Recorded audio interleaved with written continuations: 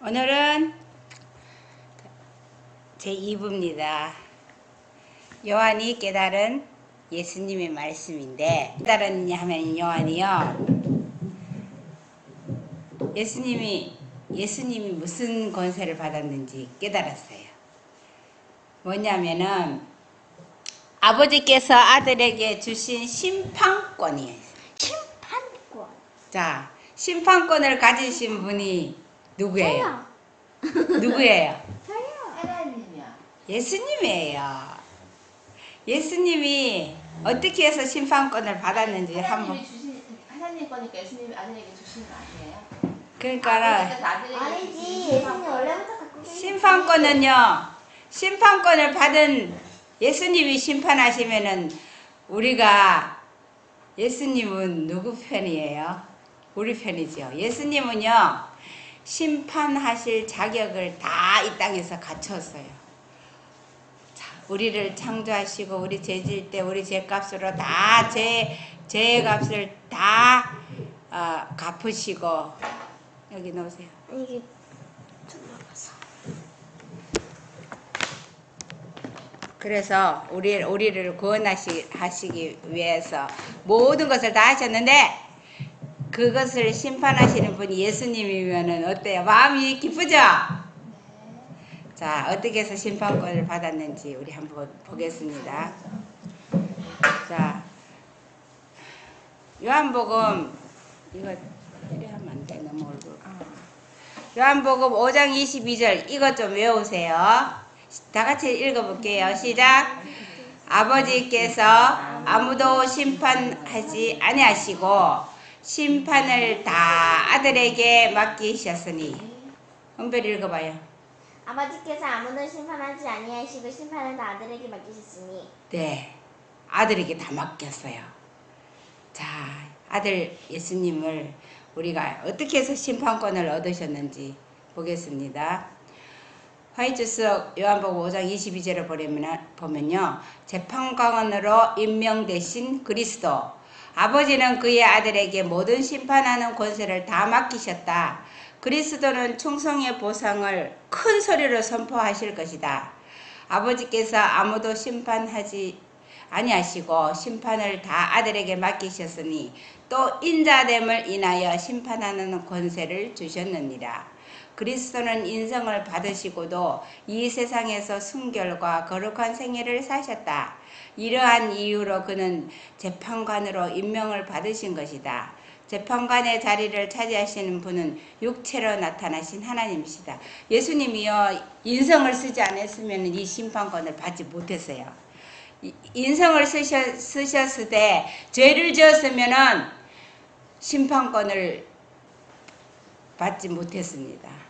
예수님은 모든 것을 충족하셨습니다. 근데 왜 에녹은 죄를 안 지었는데 심판권 못 받았어요? 사람입니까? 에녹은 속죄 제물이 될 수가 없어요. 왜요? 에녹이 죄 지었어요? 에녹이 속죄 제물이 될 수 없는 거는 창조주가 아니잖아요.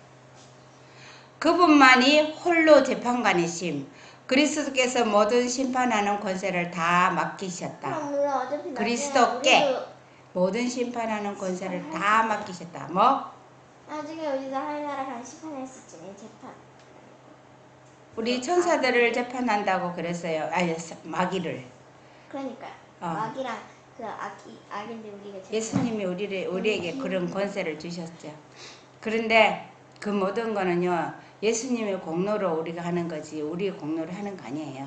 이는 그분이 인자고 사람의 아들이시기 때문이다.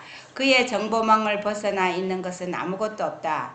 영적 배도의 세력이 아무리 크고 그 지위가 아무리 높다 할지라도 그보다 더 높고 더 크신 분이 온 세상의 죄를 책임지시고 계신다. 그는 의와 선하심과 진리가 한량없으신 분이시다. 그분은 정사와 권세와 하늘에 있는 악의 영들을 저지하실 수 있는 권세를 가지셨다. 주의 군대의 주제로서 무장하셨기 때문에 그의 백성을 호위하시기 위하여 앞장서서 가신다. 그분의 의는 그분을 믿고 사랑하는 모든 사람들을 덮으신다. 예수님의 의를 덮어주셨어요. 그래서 재판을 해야 되는데 이 사람들이 다 죄를 져서 죽을 죄인인데 자기 의를 덮어놓고 이 사람들을 우리를 구원하는 거예요. 우리의 재판관은요 이렇게 네 뭐 잘못했나고 다 따져갖고 그 언도를 선고하는데요. 우리 재판관은요, 예수님 재판관은요, 자기 의를 내가 너의 우리 죄값을 재판관이 아니라 우리가 재판관이라 우리 재판관이 예수님 재판관이에요. 우리의 재판관이 예수님이잖아요. 우리들의 그래서 자기의 의를 다 덮어놓고 예수님이 너 죽을 죄 졌는 거 내 죄값 다 갚았다. 이거 믿기만 해라. 이렇게 하는 거예요. 안 믿어서 구원을 못 받는 거예요. 읽어보세요, 현별이. 마이크로.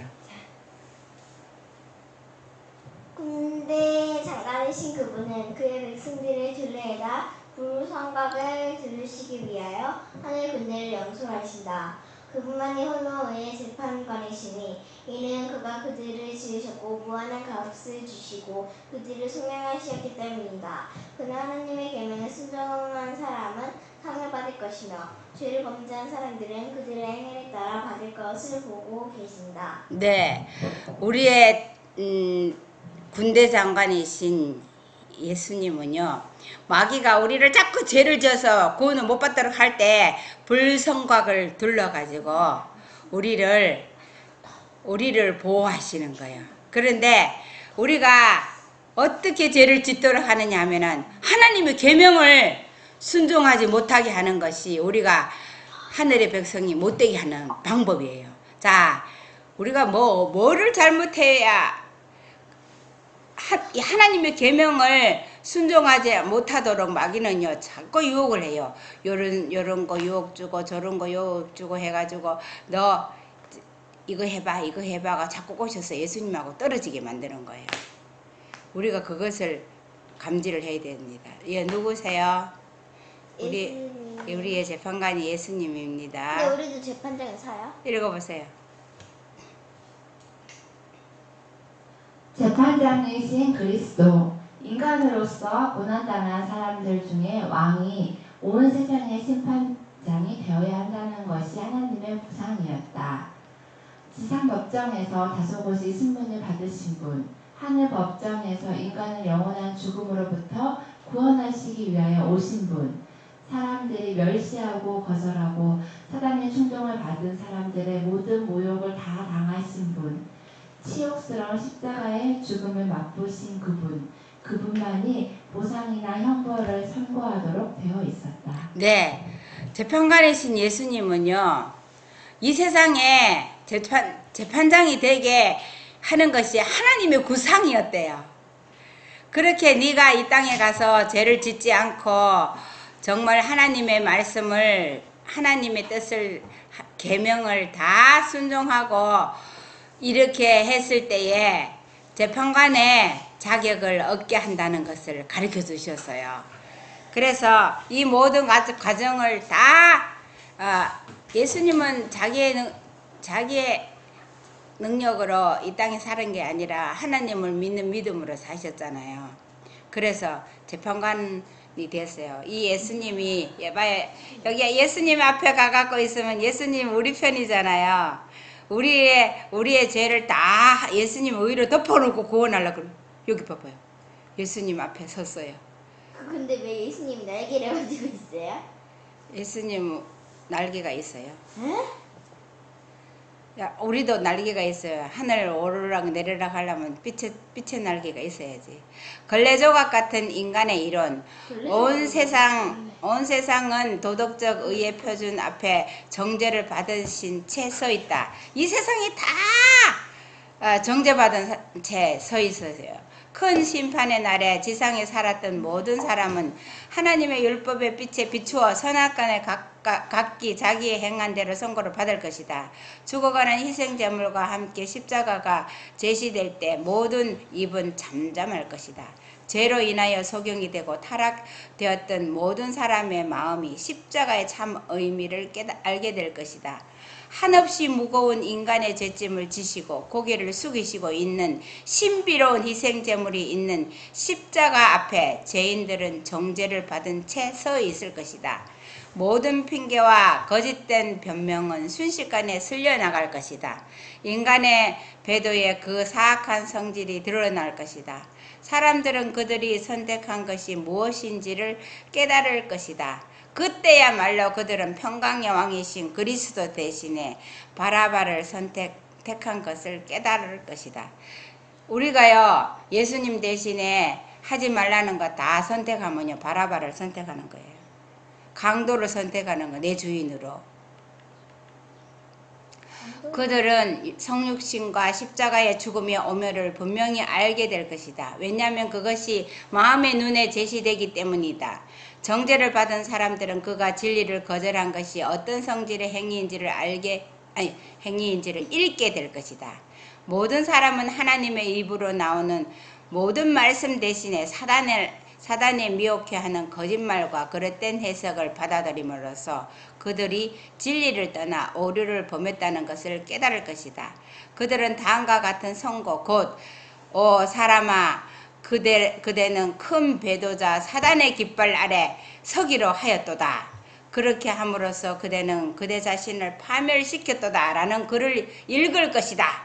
어떤 달란트를 가졌건 어떤 지혜를 가졌건 간에 진리를 거절한 사람들은 그때에 하나님께로서 돌아설 능력이 없다. 노아 시대에 그 방주의 문이 닫힌 것 같이 문은 닫히었다. 이 세상에서 지식으로 박사학위, 석사학위, 암만 10개를 따도요. 그때 그것이 다 사단의 깃발 아래 있는 거예요. 간에가 아니라 가졌던 간에예요. 어디? 어떤 것을 가졌던 간에. 맞아. 가졌건 간이라고 해요. 아, 그랬어요? 이 땅에 위대하다고 하는 사람들은 그때야 그들이 육의 마음을 즐겁게 하는 철학에 그들의 지성과 감성을 맡겨왔다는 것을 깨달을 것이다. 예수께서 때마다 권유하시고 희망과 은혜를 주셨지만 그들은 하나님의 이 사랑을 거절하였다. 그들의 의견과 인간적인 논리를 격찬하고 자기들은 하나님의 신비를 깨닫고도 남음이 있다고 하였다. 그들의 분별력은 아주 뛰어나기 때문에 자기들 스스로의 힘으로도 진리를 식별할 수 있다고 생각하였다. 그들은 손쉽게 사단의 관계에 넘어가 그의 밥이 되었다. 우리가요, 이 세상에 하나님 대신에 어떤 다른 신을 만들어갖고 이래갖고 다 속이고 가는데 자기들은 어떤 사람이 그랬잖아요. 삼일체가 없으면 자기가 만들어내겠다고. 자기도 천주교에서 만들었다 그랬더니 내라도 만들어내겠다고 그렇게 말하는 사람이 있는데 진짜요. 사단이요 사람들을 이용해서 예수님 십자가에 못 박을 때도 그 유대인들 대제사장들 제사장들 그런 사람들을 다 이용해서 예수님을 십자가에 못 박게 했잖아요. 우리도 마지막 때에도 이 세상에서 목사님, 신학 박사 이런 사람들을 다 동원해서 사단이 예수님을 대적하는 그런 옛날에는 십자가에 못 박으면서 막 육체적으로 막 그렇게 했지만 지금은 교묘하게 하고 있어서 사람들이요 지식적으로 넘어가고 있습니다.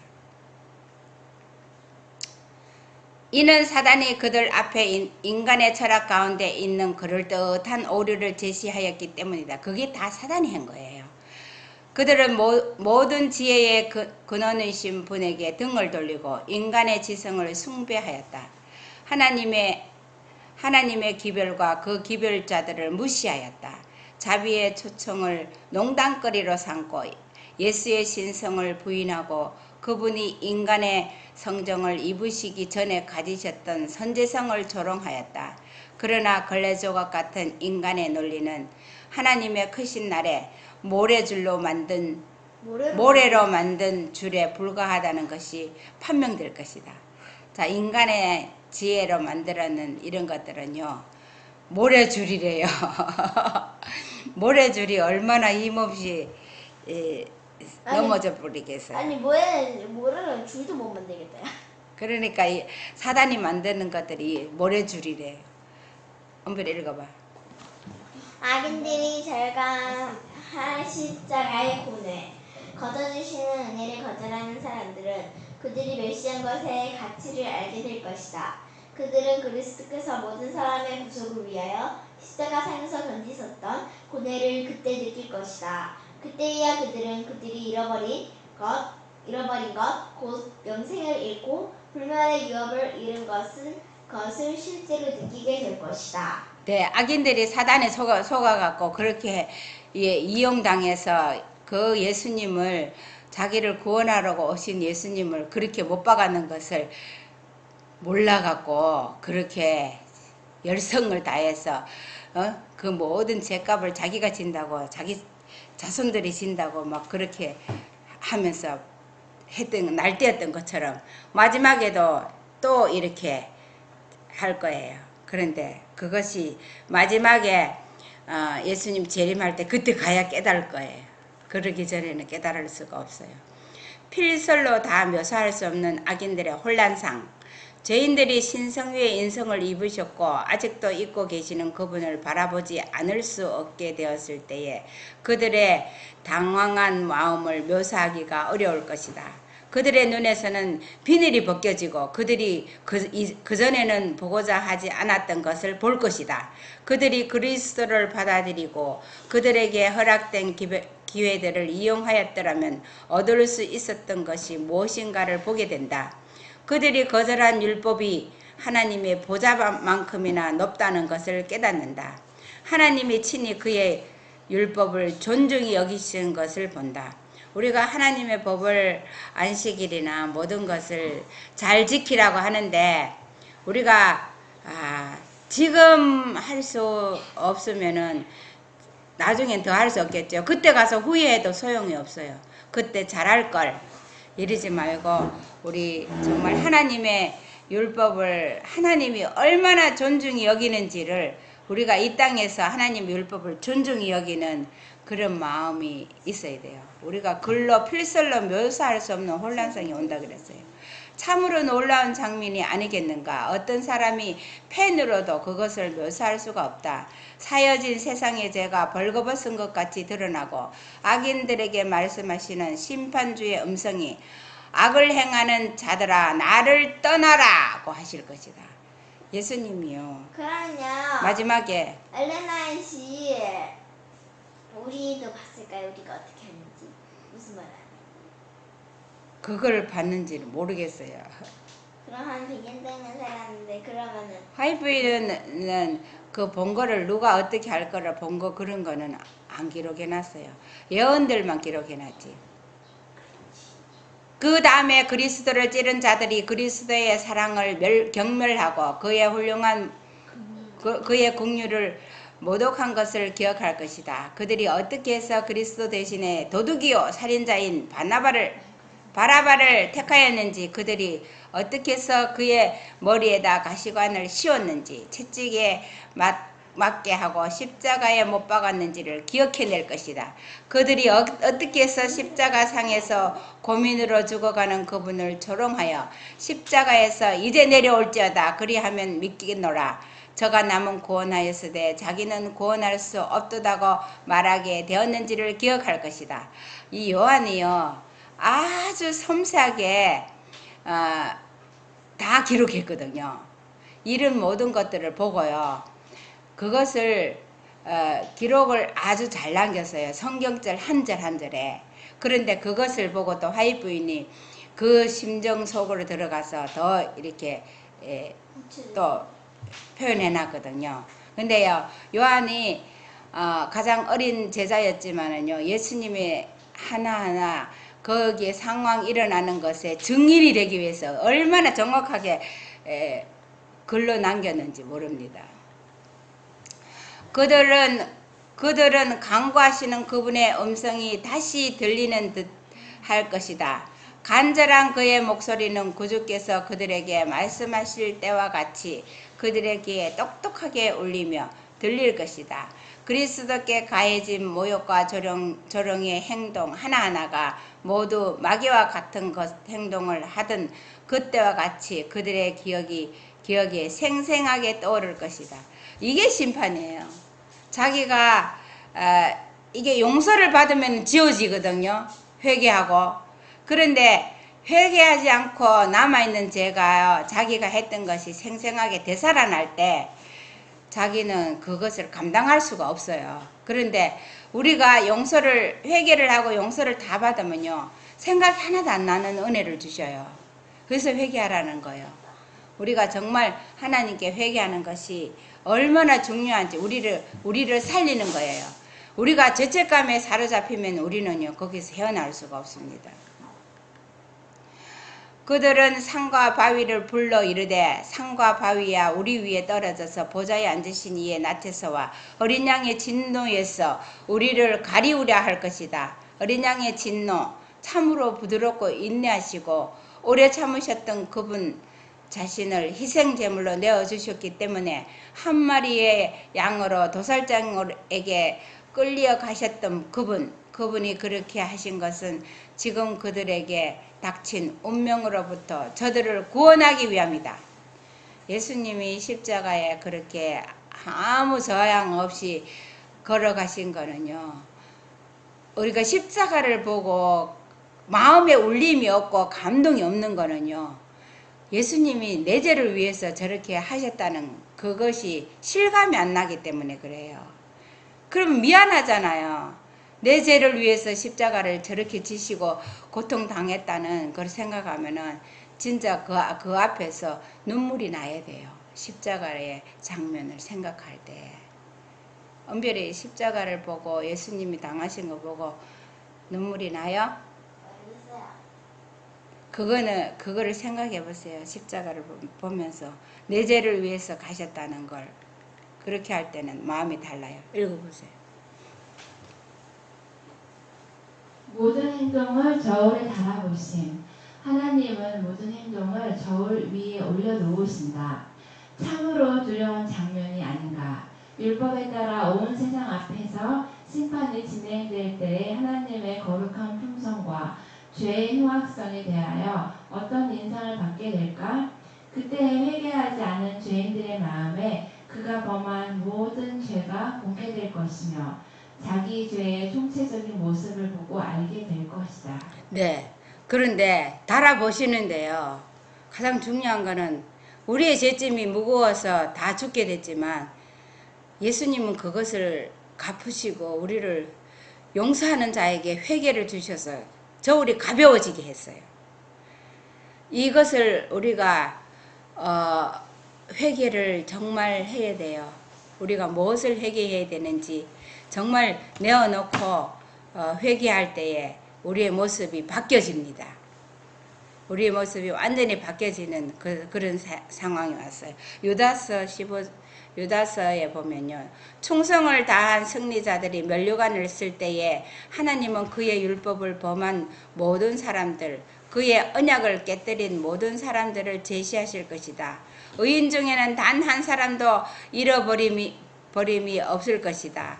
의인이라면 회개한 사람을 말하는 거예요. 그들은 재판장이신 예수 그리스도가 바로 모든 죄인이 십자가에 못 박았던 그분임을 알게 될 것이다. 인자가 영광 중에 오실 것이며 그 앞에 만국을 모으실 것이다. 아버지께서 심판하는 권세를 다 아들에게 맡기셨다. 자, 우리가요, 그때 예수님을 십자가에 못 박고 조롱했던 사람만 욕할 것이 아니라 우리도 오늘도 예수님을 십자가에 못 박고 있어요. 우리가 하나님의 율법을 함부로 생각하고 존경하지 않고 우리가 아무렇게나 행하고 살 때에 예수님을 십자가까지 끌고 갔던 사람들과 똑같은 일을 오늘날도 우리가 하고 있어요. 은별 한번 읽어봐. 예수께서 이르시되 내가 진실로 진실로 예수께서 이르시되 내가 진실로 진실로 너희에게 이르노니 인자의 살을 먹지 아니하고 인자의 피를 마시지 아니하면 너희 속에 생명이 없느니라. 내 살을 먹고 내 피를 마시는 자는 영생을 가졌고 마지막 날에 내가 그를 다시 살리리니 내 살은 참된 양식이요 내 피는 참된 음료로다. 내 살을 먹고 내 피를 마시는 자는 내 안에 거하고 나도 그 안에 거하리니 살리는 것은 영이니 육은 무익하니라. 내가 너희에게 이른 말이 영이요 생명이라. 네, 예수님이요 이 말을 할 때요 예수님을 따르던 무리들이 절반도 더 떠나갔대요. 왜? 예수님은 자기 살을 먹고 자기 피를 마시지 않으면은 구원을 못 받는다 그러나 이 말을 이해를 못 해갖고 많은 사람이 떠났거든요. 그런데 요한은 이 말을 보고 살리는 것을 알았어요. 살리는 것은 영이니 육은 무익하다고 말했잖아요. 내가 너에게 이르는 말이 영이요 생명이다.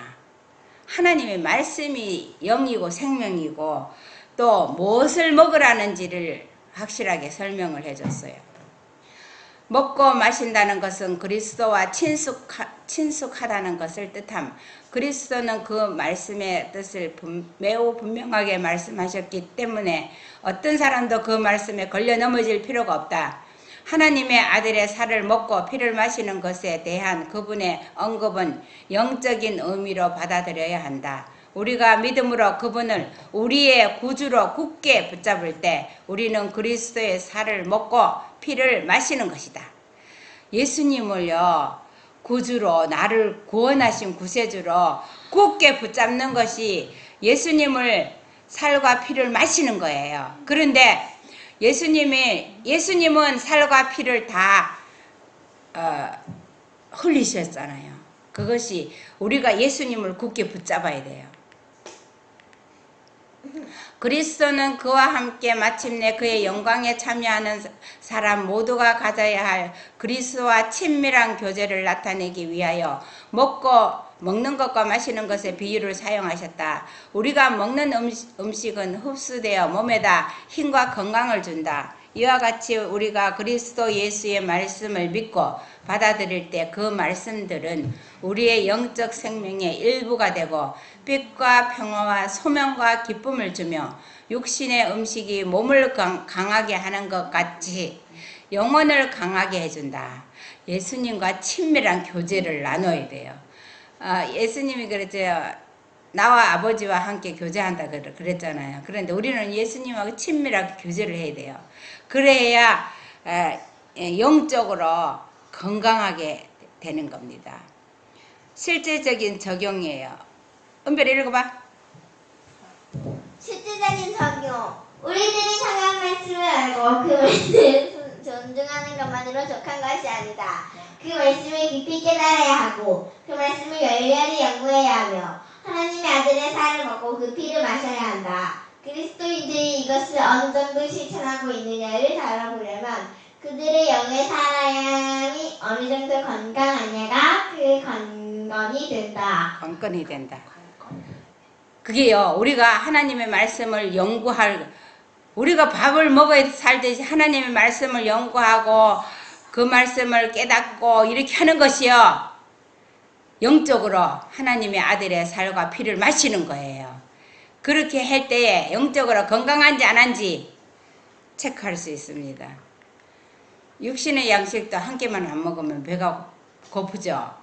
우리들 자신의 개인적 품성 건설에 말씀을 실제적으로 적용할 줄 알아야 한다. 우리는 거룩한 전이 되어야 하며 하나님이 우리들 속에 행하시며 일하시고 사실 수 있어야 한다. 우리들은 하나님이 그의 사업을 하시고 그의 거룩한 이름을 영화롭게 하시기 위하여 택하신 종들 위에 자신들을 높이려고 애쓰지 말아야 한다. 너희는 다 형제니라. 우리는 성경절과 성경절을 비교하면서 이 말씀을 우리 각자에게 적용하자. 우리가 하나님의 말씀을 적용해야 우리가 품성 건설을 하는 것이 예수님과 교제를 해야 품성이 건설돼요. 왜냐하면 내가 안 되는 거를 순간순간마다 예수님 이 불편한 마음을 좀 가져가세요. 예수님께 자꾸 드려야 예수님의 새 마음을 받거든요. 그런데 교제를 안 한다는 거는 속상하면 내가 속상해. 그리고 짜증나면 짜증내. 이렇게 가면은 마귀가 그 속에서 야, 너 잘한다. 마귀가 그 주인이 되는 거예요. 그래서 예수님과 교제를 해야 돼요. 예수님과 계속 대화를 해야 됩니다. 은별이 읽어봐. 우리들은 매일의 생활 속에서 형제들과 세상 앞에 그리스도의 겸손함을 나타냄으로써 그에게 영광을 돌리고 살아있는 성경 해석자들이 되어야 한다. 그리스도의 교훈은 우리들에게 생명나무의 잎사귀와 같이 되어야 한다. 우리가 생명의 떡을 먹고 소화할 때에 균형이 잡힌 품성을 드러낼 것이다. 우리들의 연합으로서 또 남을 나보다 낮게 여김으로써 진리의 능력에 대한 산 증언을 세상으로 가져가야 할 것이다. 네, 우리가요 생명나무 잎사귀는요 생명과일하고 생명나무 잎사귀는요 잎사귀를 먹어야 계속 성장한대요. 열매는 영생하도록 하는데 그 생명나무 열매만 먹는 게 아니라 잎사귀도 먹어야 돼요. 우리가 잎사귀를 먹어야 그 영혼이 지속된다고 했습니다. 하늘나라 가면요 열매만 맛있는 게 아니라 잎사귀도 맛있어요. 네, 잎사귀도 먹어요? 에? 잎사귀도 먹어요? 한번 생각이 되지. 여기 있잖아요. 봐요. 이 풀이를 먹으라 그랬잖아요. 생명나무의 잎사귀와 같이 되어야 한다. 그리스도의 교훈이 이거를 먹어야 된대요. 근데 그만 있대요. 뭐 생명나무 잎을 먹고 먹는데. 그래, 이렇게 나무 되겠지. 나무들까지 잘라서 이렇게 먹지. 잎을 따서 먹으면 또 잎이 또 생기죠. 사람들이 하나님께 온전히 순종하고 생명의 떡을 먹고 구원의 물을 마실 때에 그리스도를 향하여 자라날 것이다. 그들의 품성은 마음이 먹고 마시는 것들로 구성되어 있다. 그들이 받아들이고 복종하는 생명의 말씀으로 신의 성품에 참여하는 자들이 된다. 그렇게 되면 그들이 하는 모든 봉사는 하나님을 따르는 것이 되며 사람들이 높임을 받지 않고 그리스도가 존귀함을 받는다. 우리가요 생명의 떡과 구원의 물을 마셔야 됩니다. 그래야 생명의 떡과 구원의 물은요 십자가에서 만들어졌어요. 생명의 떡과 구원의 물이요 십자가에서 예수님이 흘리신 피로 피와 물이 나눠졌잖아요. 그 피와 살과 그것을 십자가에서 만들어 놓은 것을 우리 내 죄를 위해서 십자가를 졌다는 것을 우리가 외치고 내게 적용시키고 내가 구원을 받고 다른 사람을 구원시켜야 됩니다. 읽어봐요. 생명나무 과일을 먹음. 그리스도는 내 살을 먹고 내 피를 마시는 자는 영생을 가졌고 마지막 날에 내가 그를 다시 살리리라. 이는 내 살은 참된 양식이요 내 피는 참된 음료로다. 내 살을 먹고 내 피를 마시는 자는 내 안에 거하고 나도 그 안에 거하나니 살아계신 아버지께서 나를 보내심에 내가 아버지로 인하여 사는 것 같이 나를 먹는 그 사람도 나를 인하여 살리라. 살리는 것은 영이니 육은 무익하니라. 내가 너희에게 이른 말이 영이요 생명이니라고 말씀하신다. 이것이 생명과를 먹는 것이다. 네. 할머니 저거 양뼈예요? 네? 그 뼈예요? 저거? 나뭇가지. 자, 우리가요 생명의 영생을 하게 하는 것은 뭐예요? 생명과는 뭐예요? 생명과가 뭐가 생명과예요? 하나님의 말씀. 내가 너에게 이르는 말이 영이요 생명이라 그랬거든요. 예, 말씀. 그러니까요, 하나님이 기록되었으되 말씀을요, 우리가 확실하게 알아야 돼요.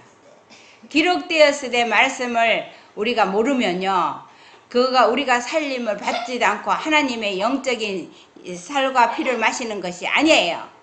기록되었으되 말씀이 뭐가 있어요? 사람이 떡으로만 살 것이야. 네, 하나님의 말씀으로 산다. 기록되었으되를 연구해 보세요. 여호와 하나님이 가라사대 보라 이 사람이 선악을 아는 일에 우리 중 한 사람 같이 되었으니 그가 그 손을 들어 생명나무 실과도 따먹고 영생할까 하노라.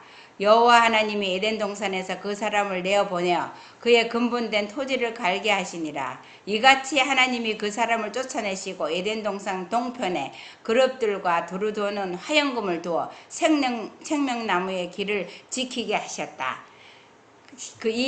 이것을 먹으면 육체는 영원히 죄인으로 영원히 살까봐 이것을 지키겠는데, 영적인 거는요, 하나님께서 화영금을 안 뒀어요. 영적 생명과는요.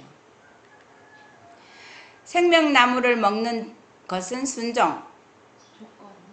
생명나무를 먹는 조건은 순종. 하나님의 요구에 불순종함으로 아담은 에덴 동산에서 추방되었다. 그분은 생명나무 둘레에 화영금을 두셔서 사람의 손을 들어 그것을 따먹고 죄를 영존하게 하지 못하도록 하셨다. 하나님의 모든 계명에 순종하는 것이 생명나무 열매를 먹는 조건이었다.